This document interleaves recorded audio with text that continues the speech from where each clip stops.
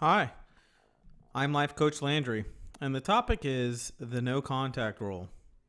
First and foremost, understand when to apply this rule. If a woman or a man says they're busy or thanks for the invite or their interest level is just low, you're obviously not going to hear back from them. If you're getting responses, but you don't feel like they're really taking you up on what you're offering, at this time, you need to get into the mindset of, hey, great. When you get things figured out, get in touch. Always end on a high note with somebody that you actually love or care about. Put yourself in a position to accept or reject when they return. Remember, when and if they return, you may no longer even desire this relationship, or you may have met someone new, but the point is you're in a position to decide when they return how you feel, as opposed to never hearing from them again. So always end on a high note, regardless of how hurt you are, especially if you actually want something with them, even though they're walking away from you. If you did the dumping, then you are the only person that should be making contact. But make it count and make it something that they can connect with that shows a sense of fun and resolve at the same time. They need to feel that you actually want to resolve what happened, and they need to feel that you actually regret the dumping. But if you were the one dumped, and you've made a few attempts that didn't get anywhere, back off. Give someone the space to miss you. That's real important. You have to back off enough so that somebody can have enough space to think about you and compare things about you. That's what they're going to do. They're going to meet other people. They're going to do a comparison with new people. There's a critical stage of a point where there's a void and then there could be somebody else. But either way, it's irrelevant when that's happening. What's important here is that at the end of the day, they come to the conclusion on their own without influence or encouragement that you are the person they're supposed to be with. Remember, the greatest gift you can give somebody is your time. So remove your attention so they can have room to notice it's missing and move on with your life. And if you do hear from them, make it a short and warm conversation. The goal here is to meet up in person to connect and resolve, not to talk and text over the phone. If you don't hear back after a considerable amount of time, assume they've moved on. And why would you want someone who doesn't want you?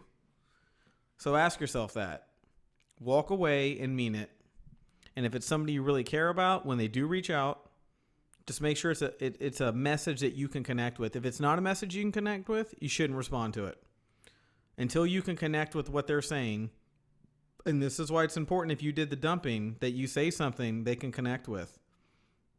You can't just say, hey, I was thinking about you. They can't connect with that. That's great you were thinking about them, but you dumped them. What they want to hear is, I regret walking away from us. I regret the decision that led to, me participating in us come to an end. I regret that I didn't show up that night to take you to the movie theater. I regret that I stood you up for dinner, when you wanted to have a conversation about us. Whatever it is, remember, if you did the dumping, it doesn't matter technically who was wrong or right. If you're the one who walked away in the very end, then you're the one who walked away from the ability to resolve something. So therefore, it's your position to do something about that.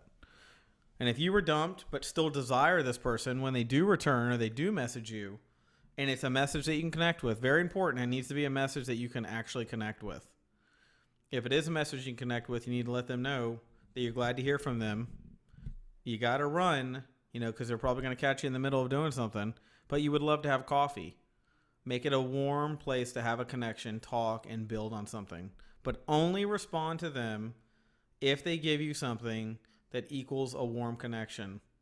Anything short of that is them just rehearsing memories and thinking about things. That's not what you need.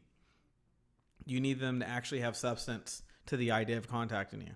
Now, what you don't want to do is you don't want to get into, like I said, a texting or a phone conversation where you end up talking about the relationship. That is for in-person conversation only. Avoid those conversations over the phone and over text. 1 to 2 texts max when you talk to each other again, and move on to meeting in person. And if they can't, hey, I understand. Let me know when your schedule gets ironed out and let me know. And that's what you say and you move on. So, that should give you enough information to at least get started on something and see where you go from there. If you'd like to book a personal session, contact me at the email below. And if you found this information helpful, show your appreciation by clicking on the PayPal donation button, and I will talk to you soon.